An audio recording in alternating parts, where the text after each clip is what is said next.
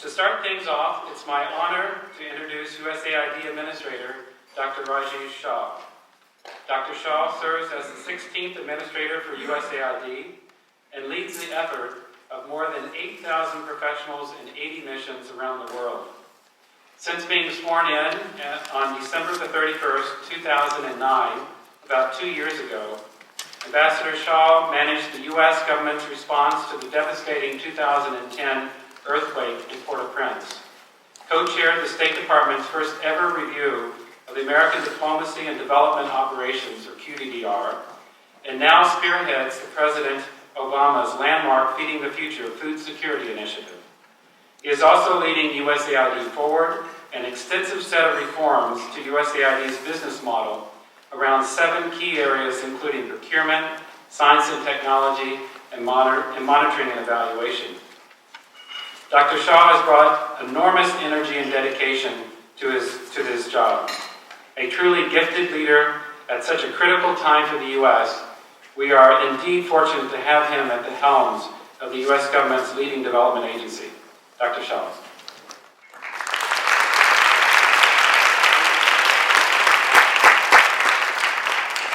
Good morning.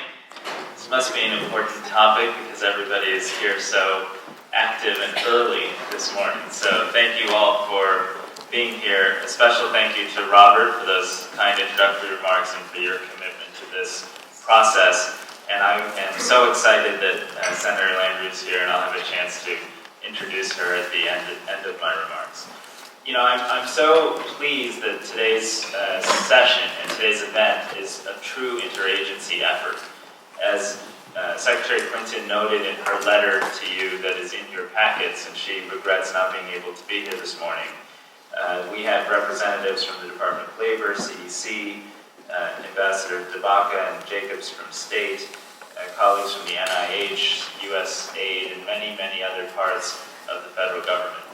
That's so important because as we go forward here, and one thing that I have certainly learned in situation after situation, it is those intersections between our efforts where too often we fail as a government overall to give vulnerable children the priority and the attention and the absolute focus they deserve and we owe to them. So I very much appreciate all of you for being here, and we stay committed, as Robert mentioned, in completing this process to making sure this really does include the best ideas and operational capabilities of the entire federal government. You know, it's so striking early in the morning to recognize that across the world today, nearly 2 million children are victims of sex trafficking or pornography, that more than 1 million are trafficked for forced labor, anywhere from 2 to 8 million, and I know this is the topic of session 1, or one of the sessions is getting better mechanisms for accounting, are adrift without families to look after them, and are left in institutional care or alone out on the streets. And we know that circumstances for these children get much, much worse at the time of crisis or conflict.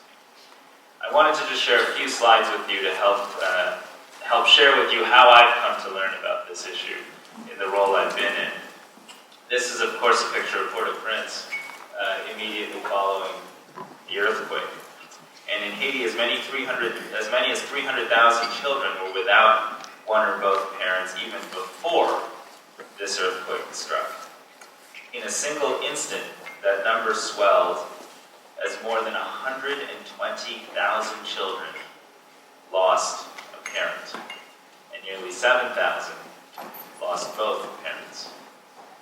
Child protection, in one instance, in one moment, became the absolute priority of a massive international response effort.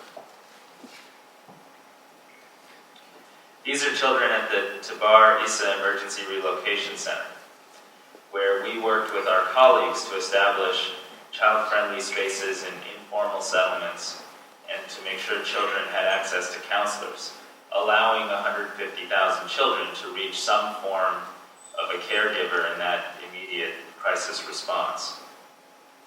We implemented emergency family tracing to reunite children with their parents. And we supported rapid assessments of patient residential care centers in the earthquake zone. And as you know better than anybody else, the terms for those types of care centers vary dramatically because their performance as genuine institutions that care for children varies dramatically. This is a photograph of a waiting area outside of the intake center at the Dadaab refugee camp, where I had the chance to visit a number of times over the past several months. As we've witnessed the greatest drought in more than 6 decades that has affected more than 13 million people who have been going to bed hungry every night because of it.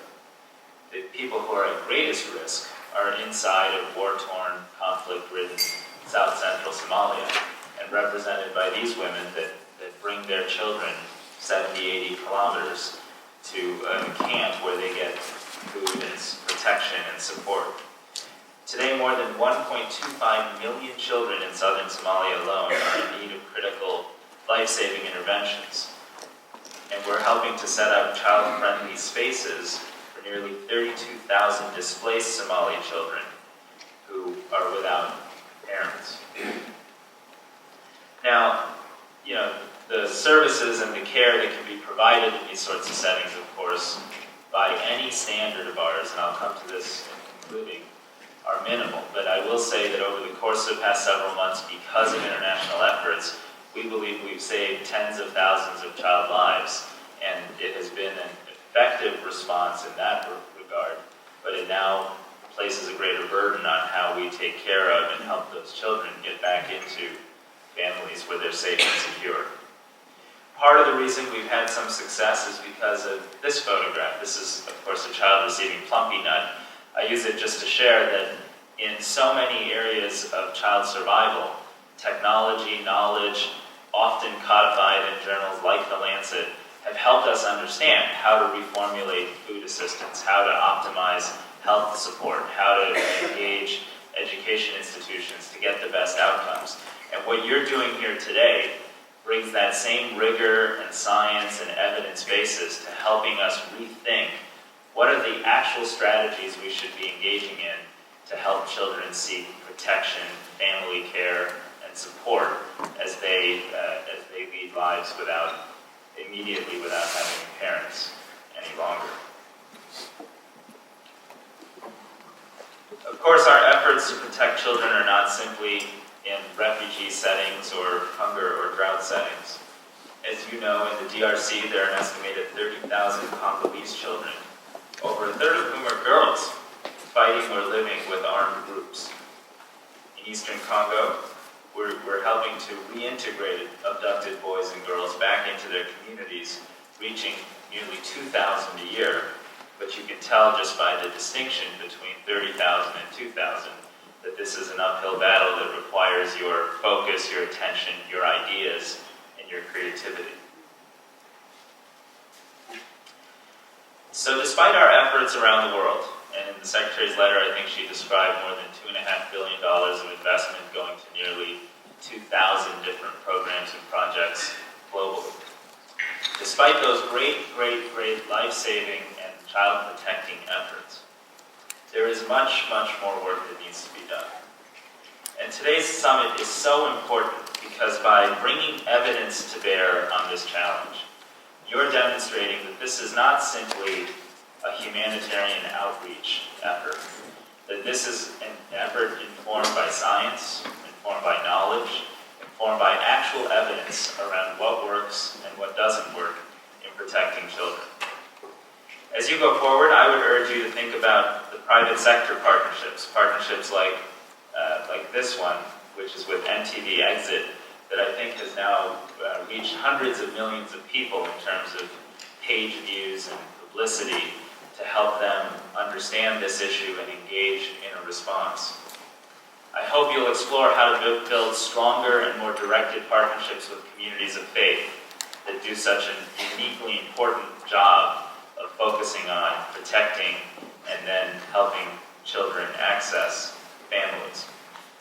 I hope you'll look across the data of these 2,000 programs and find those that use innovative technologies, mapping technologies, mobile connectivity, to make possible today what has not been possible for the decades before in helping to protect children. And I hope you will, above all else, look at the Lancet paper that's been produced for this session. And as that paper notes right at the outset, the single most effective way to protect a child anywhere on the planet is for them to be in a loving, nurturing, meaningful family. And so I'm pleased to know that as you go through these sessions, each of the sessions includes a component to ask, what can we do differently? What can we do better to help achieve that outcome for as many children for whom that may be appropriate? I'll just conclude by saying that for me, I was drawn to my role at USAID by a strong moral calling to the work that we get to do, and I suspect this room doesn't fill up this early in the morning without people who bring that passion and that commitment, so thank you for being here. But I have also learned that this is critical to our own self-interest as Americans. Later this week, we're hosting a meeting for the government of Southern Sudan, the newest nation in the world and a landlocked country in Southeast Africa. Now, South Sudan's struggle for progress has been something the United States has stood for years and years and years, and got a lot of attention during the crisis in Darfur that led to the deaths of hundreds of thousands of people unnecessarily because of local violence. But today, a girl born in South Sudan is still more likely to die in childbirth than complete a secondary education. And we're pulling the international community together this week because it's in all of our interest to ensure that in a region where we are combating Islamic extremism, in a region where we have a vested interest in seeing growth as opposed to economic recession, in a region that produces a fair amount of opportunity but also some real security threats, that helping countries achieve stability is a critical part of our national security and our foreign policy objective. And that begins with helping children engage with, be part of families, and achieve a sense of protection. And there's no one better that understands this in American politics than Senator Landrieu. So we are so thrilled that she is here. She's been a tireless advocate for vulnerable children, domestic and international adoption, and foster care for youth in the United States. She was instrumental in passing the Inter-Country Adoption Act of 2000, which has helped ensure that adoption processes were governed by the Hague Convention. She has traveled to Haiti and Ethiopia in addition to so many other places, but I know from first-hand engagement that as soon as the earthquake struck in Haiti, she reached out to me and said, here's what's going to happen. Here are the things you need to look for. Here are some of the areas where the international community and all of the institutions that represent the goodwill of that community sometimes fail children. And so here's what you're going to have to do differently. And in that spirit, it's been an honor for me to have a partner who's both so knowledgeable and so willing to be a partner and a coach and a friend. And as a complete aside, but in a way related to this, Senator Landrieu has been one of the few leaders at her political level willing to spend time and energy on our procurement reform efforts. And I say that because procurement reform doesn't fly as high as many of the other issues, but people who care deeply about ensuring that every dollar that's spent on something as critical as child protection builds local institutions that help achieve those outcomes need to spend time on it. She's a great example of someone willing to roll up her sleeves and do it. So, Senator Landrieu, we're honored to have you here today.